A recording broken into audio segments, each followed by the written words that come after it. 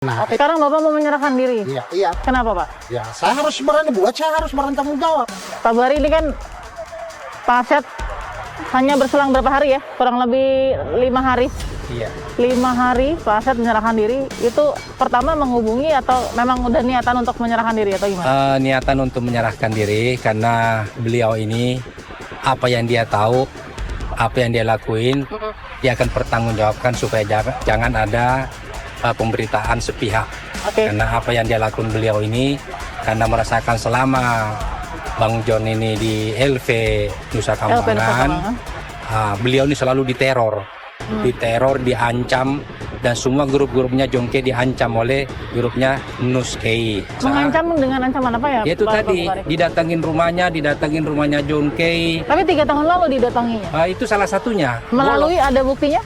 Mereka ada Nggak, ada dari bukti-bukti. pihak Jongke ada bukti Bukti secara visual tidak ada. bahwa Tapi- diancam tidak ada iya, buktinya. Oke. Tapi keterangan mereka, tetangga-tetangga di situ yang sering melihat orang datang itu ada beberapa yang menyaksikan.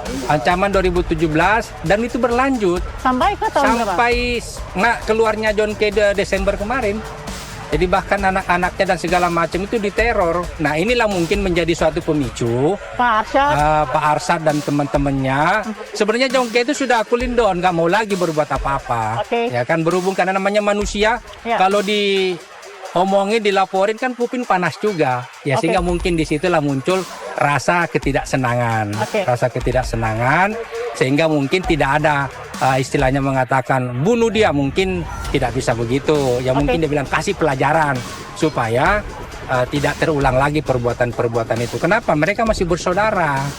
Nuskei kan masih paman, ini juga paman. Jadi Pak Muhammad Arsyad ini adalah pamannya John Kei, Nuskei juga pamannya John Kei. Jadi sama-sama keluarga sebenarnya. Tidak ada, kalau kita mau dudukan permasalahan tidak ada apa-apa. Cuma mungkin ada motif di belakangnya itu kita tidak tahu. Apa motifnya daripada Nuskei ini? Ini yang perlu digali. Oke, saya tanya dulu ke Bang Anton ya. Bang Anton, ini kan yang paling ditanya itu kan akar masalahnya. Tapi Pak Arsyad bilang Pak Arsyad sendiri punya dendam terhadap ancaman pembunuhan yang diklaim Pak Arsyad dilakukan Nus dan kelompok. Ya.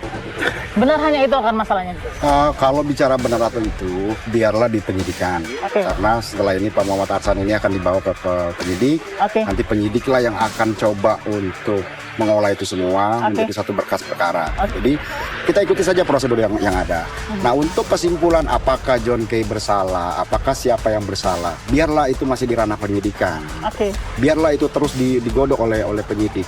Lalu tetap kedepankanlah asas praduga tak bersalah. Bang Anton, ini saya juga klarifikasi karena ada informasi juga yang mengatakan bahwa sebenarnya kan masalahnya bukan soal sengketa tanah, bukan soal dendam. Benar atau tidak?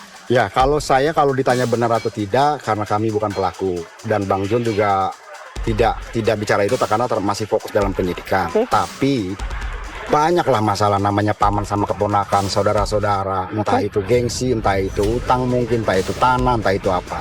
Nah, mereka lah yang lebih tahu. Nah, saya setuju dengan Pak Haji Buhari bahwa sebenarnya ini masih bisa lah di kekeluargain lah gitu. Cuman mungkin Karena sudah jatuh korban juga. Ya, dan sudah jatuh korban juga. Ya. Kita lihat apa perkembangan. Saya ingin tahu bagaimana proses juga penyerahan diri yang akan dilakukan saat ini ya. Ya, bareng. Bang Anton, kita akan lihat ya. Boleh kita ambil prosesnya. Oke, baik. Pak Arsyad, silakan. Jadi prosesnya sekarang sudah di Polda Metro Jaya dan Pak Arsyad akan menyerahkan diri ke pihak kepolisian sebagai salah satu orang yang juga masuk ke dalam penyerangan ke dalam rumah Nuskei dan keluarga. Kita temukan fakta berikutnya.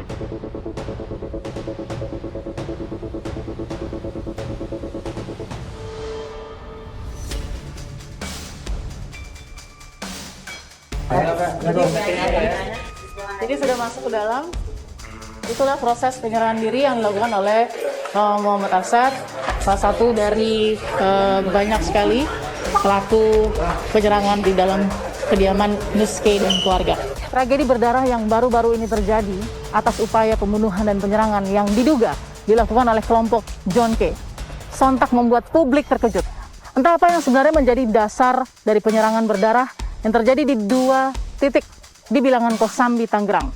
Apapun yang terjadi, sebuah pertikaian seharusnya ditempuh untuk diselesaikan melalui jalur hukum, bukan dengan jalur kekerasan. Saksikan terus Fakta setiap hari Senin pukul 21 waktu Indonesia Barat. Bersama saya, Balkis Manisang.